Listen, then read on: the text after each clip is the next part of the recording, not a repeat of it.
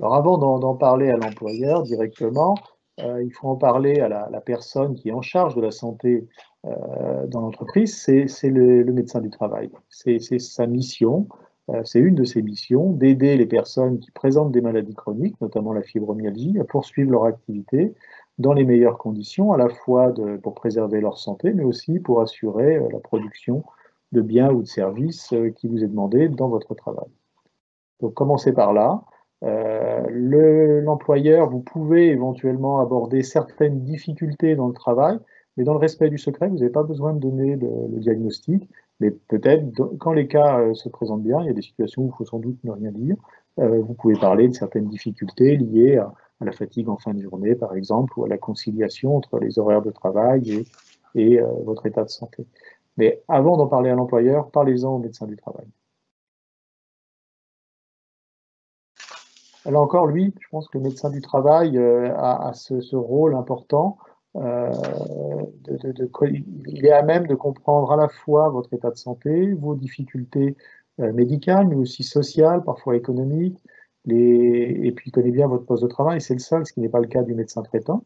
Ils peuvent d'ailleurs se concerter. Il peut y avoir une discussion avec votre accord entre le médecin du travail et le médecin traitant pour qu'il soit à même de vous aider au mieux, et lui pourra faire l'intermédiaire auprès de l'employeur, qui est le seul habilité à modifier vos conditions de travail, pour pouvoir vous aider. Après, un des éléments aussi importants, c'est la qualité de l'entraide que vous avez avec vos collègues. Ça passe par la qualité des relations établies avec les collègues qui peuvent vous aider dans les jours difficiles. Ça nécessite une bonne coopération. Mais avant, en premier lieu, le médecin du travail, là encore. Alors, c'est pas facile à dire de manière générale parce que c'est cas par cas. Alors, dans le cas de la fibromyalgie, une des particularités, c'est que la douleur est variable. C'est pas seulement d'ailleurs douleur, il y a aussi une sensation de fatigue et parfois des troubles cognitifs. Et il est plus facile de concilier douleur et travail quand on dispose de marge de manœuvre, d'une certaine autonomie dans son travail. Ça, c'est plutôt l'apanage des cadres, c'est plutôt l'apanage du travail tertiaire que des travaux en production. Donc ça explique sans doute que le maintien en emploi est plus facile pour les cadres ou les personnes dans des tâches administratives que des ouvrières ou des employés de service. Ça c'est clair, toutes les études le montrent.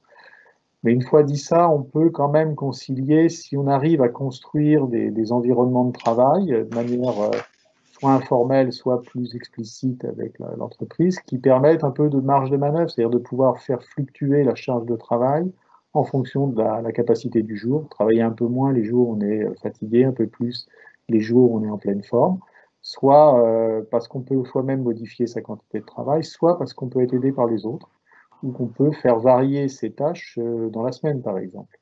Ça, c'est ce qu'on appelle des environnements de travail capacitants qui permettent de l'autonomie, qui permettent aussi de se développer, d'acquérir des compétences, d'apprendre. C'est quelque chose d'important qui n'est pas toujours atteignable et qui est en fait l'idéal à atteindre et à viser par un programme de prévention durable de la désinsertion professionnelle. Je pense que c'est la règle générale.